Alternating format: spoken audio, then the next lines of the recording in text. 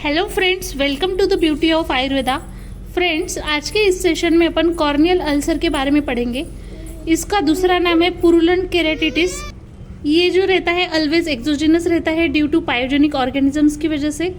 जो गोनोकोकाई और डायफ्थेरेटिक ऑर्गेनिजम्स रहते हैं उनको जो है वो क्या करते हैं पता है क्या, इन्वेड करते हैं जो इंटैक्ट कॉर्नियल इपिथेलियम रहते हैं, और बाकी के जो रहते हैं वो तभी अल्सर्स क्रिएट कर सकते हैं अगर उस इपिथेलियम अगर उनकी वजह से डैमेज होता है। तो इसमें कुछ प्री डिस्पोजिंग फैक्टर है, मतलब जो फैक्टर रिस्पॉन्सिबल है और बढ़ाने के लिए, जैसे ट्रोमा की वजह से हो सकता है, क्योंकि ट्रोमा टू अगर इपिथेलियम हो गया तो रिजल्टिंग इन इट्स डिसकंटिन्यूटी हो जाती है।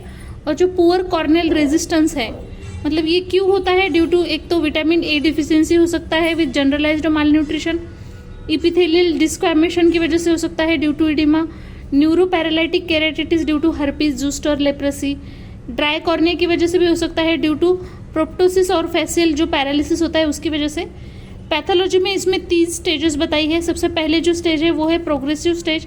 इसमें क्या होता है, when the inflammation is settled, वो इरिटेट कॉर्निया को इरिटेट करेगा constantly and thereby causing polymorphonuclear infiltration होगा, फॉलोड बाय वहाँ पे क्या क्या होगा, स्वेलिंग आएगी, डीजनरेशन होगा, एक्सफोलिएशन होगा, और भी चीज़ें दी है, इपिथेलियल सेल्स का exfoliation and thereby creating saucer shaped concavity. वहाँ पे जो है जो अल्सरेशन होगा वो कैसे होगा, saucer shaped concavity and localised वहाँ पे नेक्रोसिस भी होगा, उसकी वजह से the corneal lamina also swells हो जाएंगे, उसकी वजह से क्या होगा, हेजीनेस ऑफ द कॉर्निया होगा।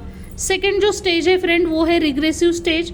Because of the polymorphonuclear cells dissolution of necrotic material occurs, मतलब यहाँ पे जो नेक्रोटिक मटेरियल है उसका डिसोल्यूशन होगा and oedema subside and corneal haziness जो रहेगा वो डिसअपियर हो जाएगा। जो floor and edges of the ulcer रहेगा वो आर स्मूथ एंड ट्रांसपेरेंट रहेंगी। जो थर्ड स्टेज है उसको बोलेंगे स्टेज ऑफ सिकेट्रिजेशन, जिसको हीलिंग भी बोलते हैं। मतलब ये हीलिंग किस वजह से होती है, तो वेस्कुलराइजेशन होने की वजह से, मतलब कॉर्निया में वेसल्स जो रहते हैं वेस्कुलराइजेशन होता है, उसका बहुत इंपॉर्टेंट रोल प्ले होता है हीलिंग में। सुपरफिशियल इन्फ्लेमेशन अगर है तो वहाँ पे conjunctival vessel run below the epithelium, while in deep inflammation अगर है तो वहाँ पे जो स्क्लेरल वेसल रहेंगे वो डीप रन करेंगे।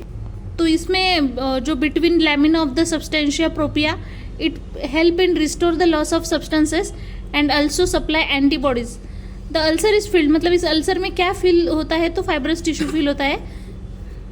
Fibers which are not arranged regularly and hence they refract the light irregularly, thereby forming opaque scar। वहाँ पे जो है opaque scar form होगी which is the only residual sign of inflammatory process, and जो epithelial layer रहेगी grows over the fibrous tissue। यहाँ पे जो Bowman's membrane रहेगा is never regenerated and hence ulcer extending beyond it causes corneal opacity। If the corneal scar is very thin with slight opacity it is called as nebula। मतलब जो scar रहेगा अगर वो बहुत ही थिन है और उसके साथ ओपेसिटी भी है थोड़ी सी तो उसको नेबुला बोलेंगे।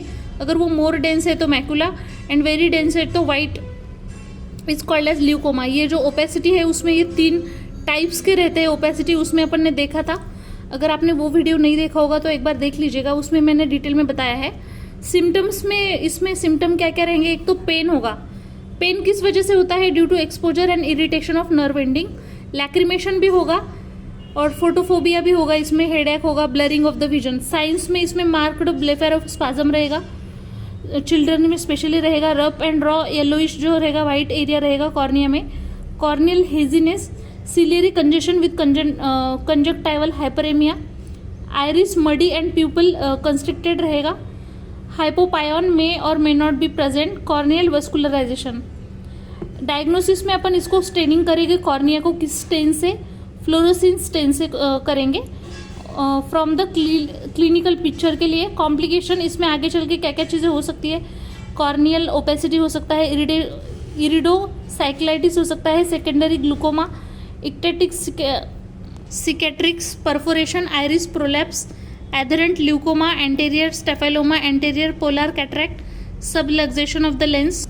प्रिंसिपल ऑफ ट्रीटमेंट इसमें क्या करेंगे, जो कॉर्नियल अल्सर है अगर वहाँ पे कोई इन्फेक्शन होता है तो उसको पहले तो कंट्रोल करेंगे, वहाँ पे क्लीन रखेंगे एरिया, मतलब क्लीनलीनेस एंड प्रोटेक्शन करेंगे जो भी हार्मफुल एक्सटर्नल एजेंसीज रहेंगी, स्टेरॉइड वहाँ पे लगाएंगे to heal of the ulcer, general health care.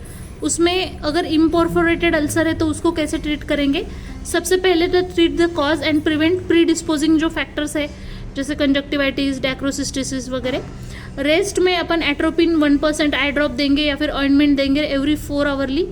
उसके बाद फोमेंटेशन, हॉट फोमेंटेशन करेंगे to prevent stasis and encourage repair of the ulcer.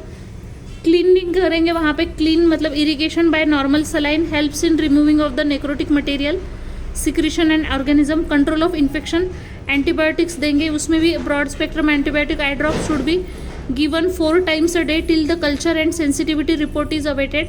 सब कंजक्टाइवल इंजेक्शन देंगे, जेंटामाइसिन 80 mg, पॉलीमैक्सिन बी देंगे, may be added if pyogenic infection is suspected. Antiviral antifungal drugs देंगे, steroids भी देंगे इसमें to control the inflammatory reaction.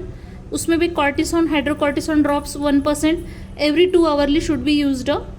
Protection मतलब इसमें pad या फिर bandage will protect the eye from the harmful external agencies but should not be given in excessive मतलब अगर वहाँ पे बहुत एक्सेसिव डिस्चार्ज है तो उस केस में अपन नहीं देंगे।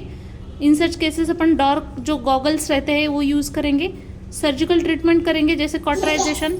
जो कॉटराइजेशन है, progressive margin of non healing ulcer can be done either by thermo or chemical cautery. उसके लिए प्योर कार्बोलिक एसिड यूज़ करेंगे या फिर trichloro acetic acid 10% to 20% used. उसकी सेकेंड मेथड है पैरासिंथेसिस, थर्ड है कंजक्टाइवल फ्लैप और फोर्थ है टार्सोरेफी। ट्रीटमेंट क्या करेंगे? परफोरेटेड में अभी तक अपन ने जो देखा वो इम्परफोरेटेड अल्सर के लिए था। परफोरेटेड में it depends upon the size and situation of the ulcer. सबसे पहले small perforation in the pupillary area, there is little और no treat or iris prolapsed, hence routine treatment with firm pad and bandage is sufficient। All forceful act like blowing of the nose, coughing should be strictly avoided। जो second है वो है small peripheral perforation will lead to the adherent leucoma, here also routine line of treatment is sufficient। and जो third है वो है corneal fistula, full thickness keratoplasty should be done।